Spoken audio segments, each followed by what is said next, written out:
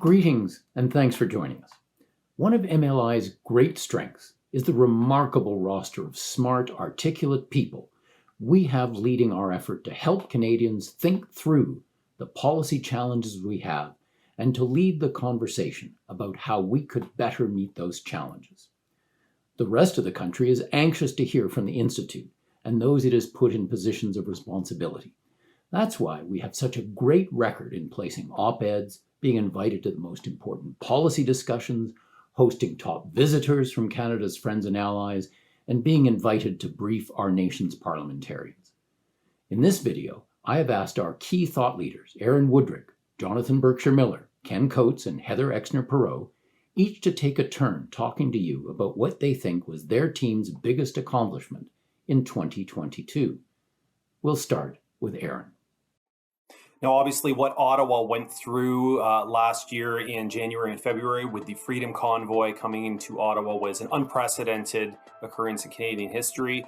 And it also raised a lot of important questions about the rule of law, both from the point of the protesters and their right to express themselves and what the limits were of that, and also the government's reaction and the use of the Emergencies Act, whether they broke the law.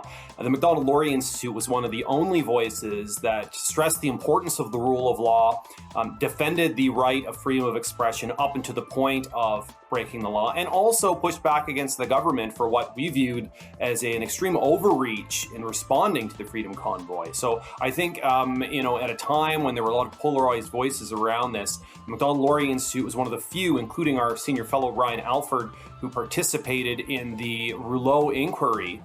We were one of the few organizations that was really stressing the importance of the rule of law and the fact that it had been in decline long before the Freedom Convoy, which itself was just a manifestation and the latest unfortunate occurrence in terms of the erosion of the rule of law in Canada.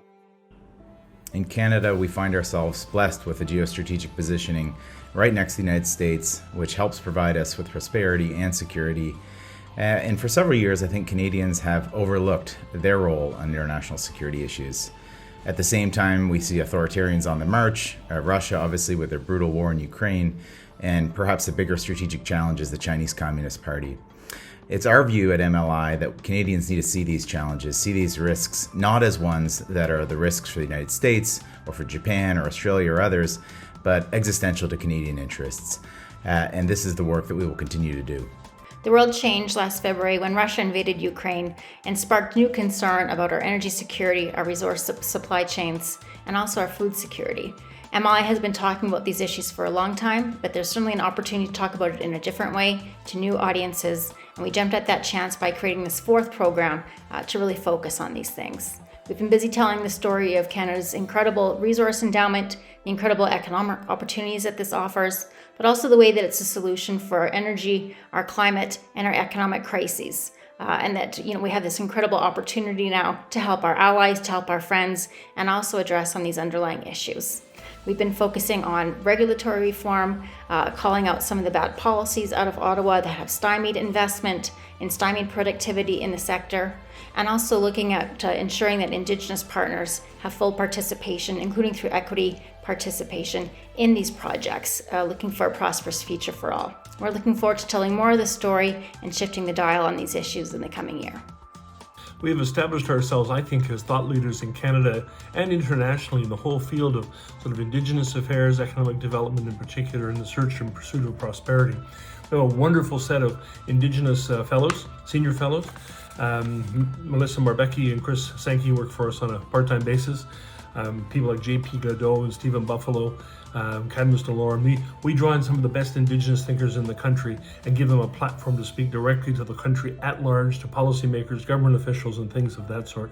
We're working really, really hard on trying to sort of develop the whole idea of Indigenous re-empowerment, to emphasize the importance of Indigenous prosperity, supporting Indigenous policymaking in such fields as economic development, job creation, training, equity investments, and good governance, which I think are really important sort of elements.